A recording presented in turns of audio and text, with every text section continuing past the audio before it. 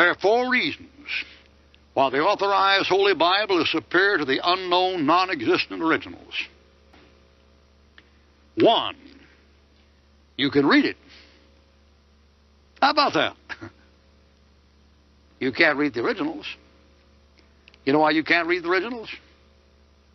You don't have them. You can teach it. You know why you can't teach the originals? Because you never saw them. You can memorize it. You know why you can't memorize the originals? You ain't got them memorized. Aren't these people strange? Ruckman says the English is superior to the Greek. Why don't you tell them why it is? I did.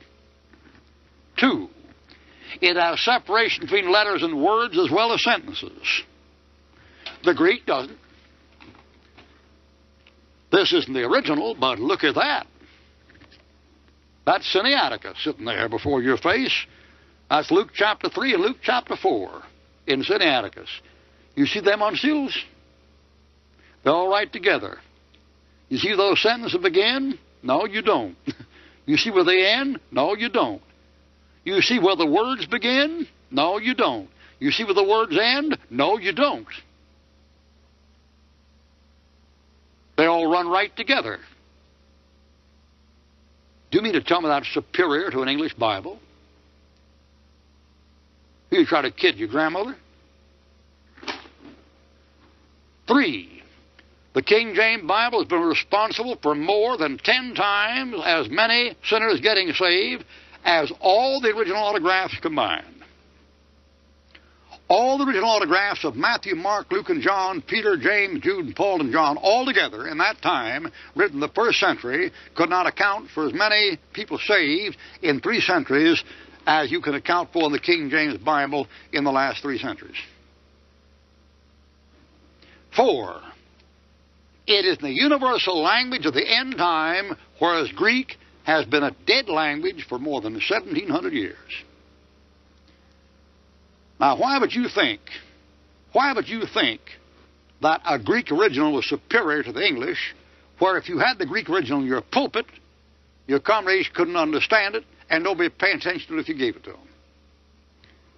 Suppose I got up here and wasted your time with saying, now, this epsilon contract verb, the alpha contract verb, has the circumflex accent on the antepenult, and the unisubscriptum in the... You never learn a Bible that way. Just throw that junk out. This is the language everybody's learning. That's the language of computers. It's English. Now, here are 7 reasons why you can trust the King James Version against any English version written by anybody, recommended by anybody, published by anybody, anytime, anywhere. Number 1, God promised to preserve His Word. Number 2, the instruments of preservation were humble as well as honest. They had no commercial copyright in the AV. The time was published was before deism, rationalism, and Darwinism. Its critics are dishonest, as you've learned now for 3 hours. It gives the preeminent place to Jesus Christ, which the New King James doesn't. The New King James Bible attacks the deity of Christ in Acts chapter 4, verse 27, and instead of telling you that Jesus Christ was God's child in Acts 4:27, it says Jesus Christ was simply God's servant. Verse 27.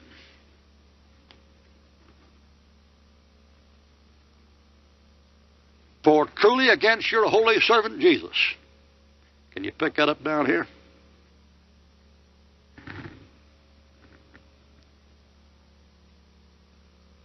That word should be child. You say, where? King James only. There's one English Bible that says Jesus Christ was God's child. It's that one right there. It's not this gobbledygook down here. Finally, the definite marks of supernatural guidance in the order of books and setting up of verse markings. Do you realize if you had an Old Testament in Hebrew here, that the order of books in an Old Testament in Hebrew are not the order of books as they're given here? If you had the original Hebrew manuscripts here, if the original Hebrew manuscripts are laid out in the order that an Orthodox rabbi says they should be laid out in, you'd have a Bible that ended in 2 Chronicles, not Malachi. The order of books in the King James Bible are set up in a premillennial order, and not one of the King James translators was a premillennialist. How do you account for that? The order I'm about to give you is not found in any Hebrew text available. Ezra, the Jews go back, as they did in 1918. Nehemiah, the Jews rebuild, as they're doing in 1948, 1958, 1968. Esther, a Gentile queen is run off the throne, and a Jewish queen takes her place, as in the tribulation. Job.